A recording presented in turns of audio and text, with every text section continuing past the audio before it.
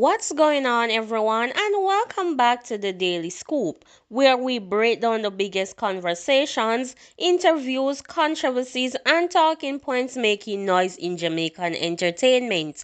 Today, we have a serious dancehall discussion on the table because Masicka once again found himself at the center of a conversation involving some of the biggest names in the genre. We are talking about names like Vybz Kartel, Alkaline, Skillibeng, Mavado, Popcorn, Tamale Sprata, and the wider Gaza, Gully, and Vendetta conversation that has shaped dancehall for years. Now, before we go any further, let me make something clear. This video is a commentary and analysis based on statements and public conversations.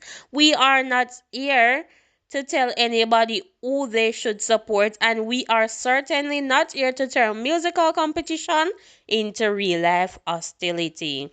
So, guys, Masicka recently found himself on another interview, and in the interview, whether somebody loves Cartel, dislike Cartel, support Gaza, support Vendetta, or does not care about the camps at all, it is difficult to discuss modern dancehall without acknowledging Cartel influence. Masicka himself talked positively about Cartel's impact and even discussed the fact that Cartel had supported or acknowledged him as an artist. That created a fascinating reaction because of the history surrounding Masicka and the Gaza conversation. For years, fans have followed the various lyrical exchange, references, alliances, and disagreements involving different artists.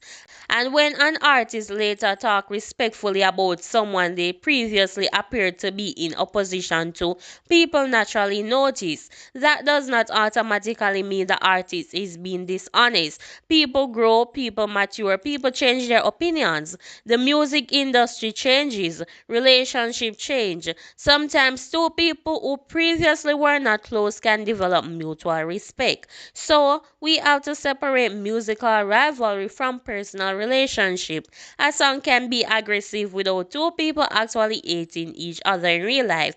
A lyrical clash can happen today and respect can exist tomorrow. That is one of the reasons dancehall is so unpredictable. But fans don't always forget, and that is the issue. Once something happens publicly, it becomes a part of the artist's history. If you make a statement in an interview, release a song, participate in a clash, or publicly criticize somebody, fans can bring that moment back years later. That is why artists have to be careful with their words, because the internet does not forget anything.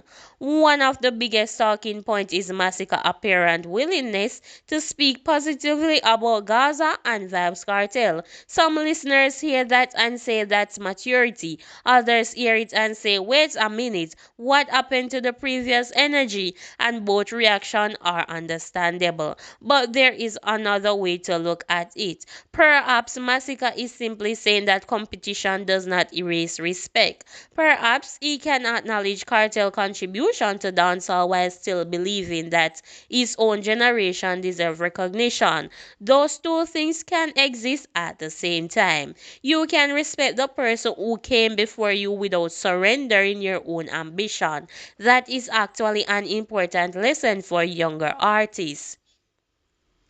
You don't have to destroy the previous generation to build your own legacy. You can acknowledge your influence and still create something different. The problem begins when fans interpret every compliment as surrender. That's not necessarily what it means. If Masicka says Vybz Kartel is influential, that does not automatically mean Masicka believes he is better than himself. If Masicka say he respects a veteran, that does not mean he cannot compete with younger artists. And if he say he wants to establish his own era, that does not mean he has to erase everyone who came before him.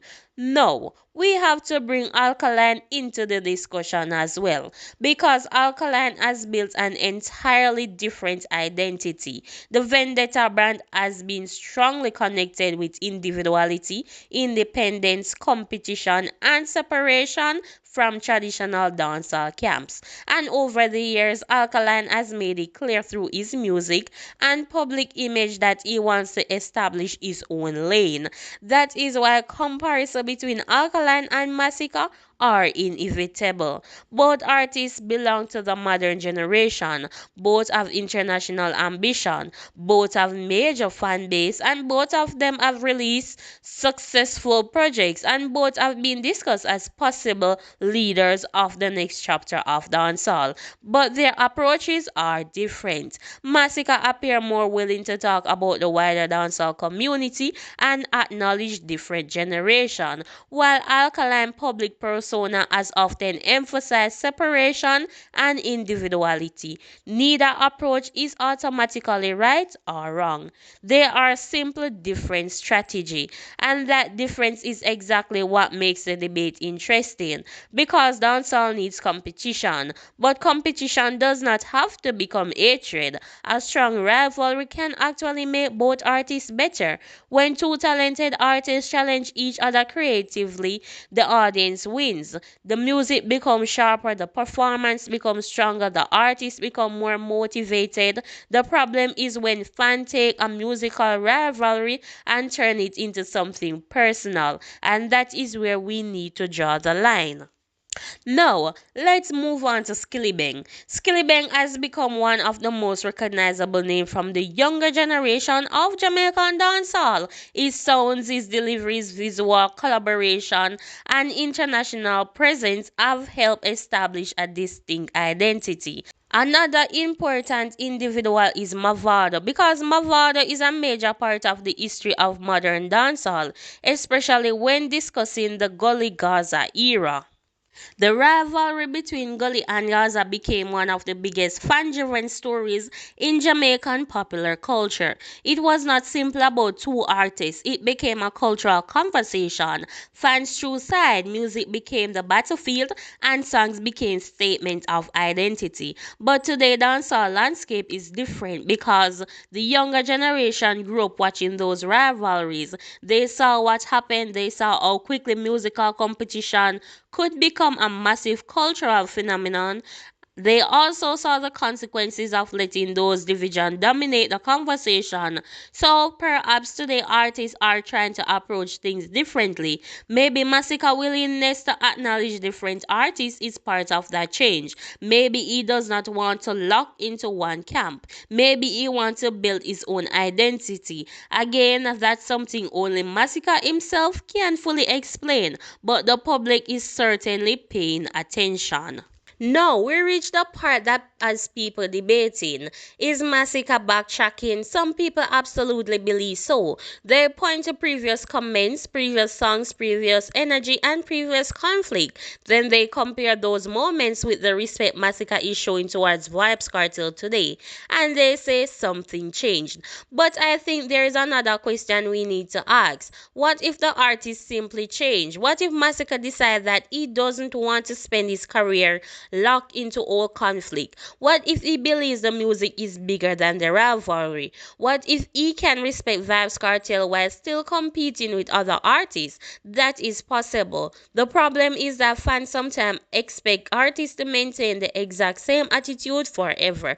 But people evolve, and honestly, sometimes changing your approach is smarter than continuing to conflict simply because the audience expects it. No, here is a question fans keep asking as well. Should Masicka and Alkaline clash? From a purely musical perspective, a competitive clash between two talented artists could create tremendous attention. But it has to remain musical. No threat, no real world hostility, no personal attack that cross the line.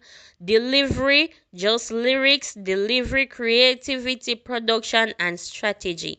Imagine two established artists putting their pen to work and giving the audience A serious lyrical competition that could be exciting, but it should happen only if both artists genuinely want it. Nobody should be pressured into a clash. So I think Masicka is at a very important point in his career. He has already established himself. Now he has to decide exactly what kind of legacy he wants. If he wants to be the artist who brings different side of dancehall together, then he should own that. If he wants to compete aggressively with everyone, he should own that too. But whichever direction he chooses, consistency will matter.